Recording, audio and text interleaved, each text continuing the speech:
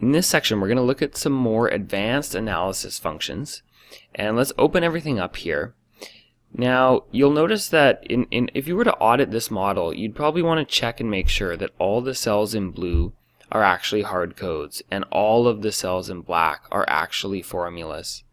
So there's an easy way to do that in Excel, and it's called Go To Special. So if you were jumping in this model for the first time and you just wanted to make sure that hard codes were blue and formulas were black, what you could do is just pressing Alt and H on the home ribbon and then FD, which is find and go to.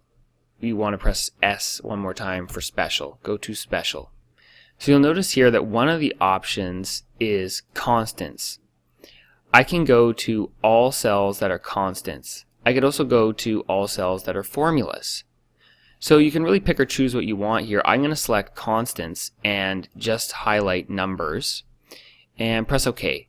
And let's see what happens. So what happens here is it selected all the cells that we have formatted as blue that are all hard codes. So this brings a lot of comfort to see that these are the only constant or hard-coded cells in the model.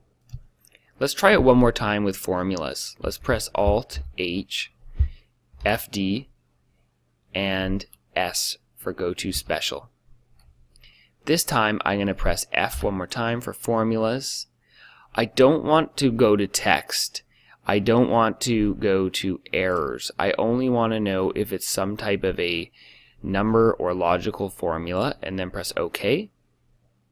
And I can see this is great because I can see across the top that these years are actually formulas. They're cell D1 plus 1.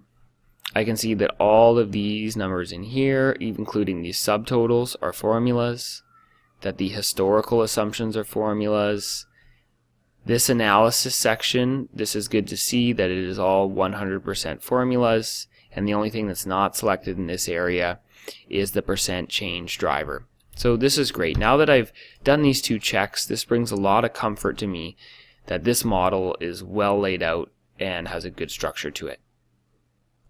So another thing that we might want to do to this model after jumping in it is do some conditional formatting. And what we're going to do as an example is let's use Control Shift and then the down arrow and right arrow to select this entire common sized area. And if you press Alt and H on the home ribbon, you can see that you've got conditional formatting on the top there, and the shortcut is L. And H is a highlight cells rule, so let's highlight cells that are, in this case, less than a certain number. And let's highlight cells that are less than 10%. Let's highlight cells that are less than 10%. And we can actually go to a custom format here. And what I actually want to do is just change the font here. And I'm just going to make them a lighter color of gray. There's not going to be any fill or any border. And the reason being is that, you know, maybe anything that's less than 10% we're not too focused on. We kind of want that to sort of drift into the background. That could be one example of using conditional formatting. Another thing that we could do is that we could say if a number goes above a certain threshold that we want to highlight it. And so for example, I might say that if net income, and so let's select the net income area here. If net income, and then I'm going to press Alt, H, L for conditional formatting, H for highlight, and G for greater than. If it's greater than 28%, then what I want to do is highlight it as light green with a green fill. So I see that net income is really becoming quite a high margin in these last 3 years. Let's try another example down here.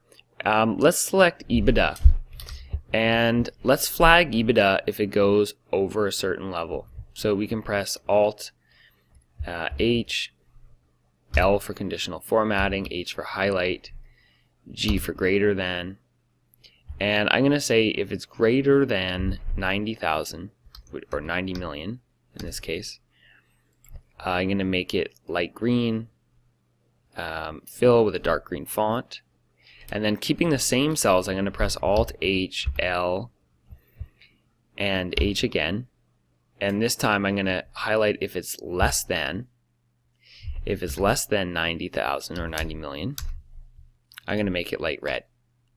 So now we can see that 2018 is that threshold tipping point when EBITDA goes from above 90 million. So you can use this throughout your model. It's a very easy way to highlight or draw attention to a particular aspect of the model.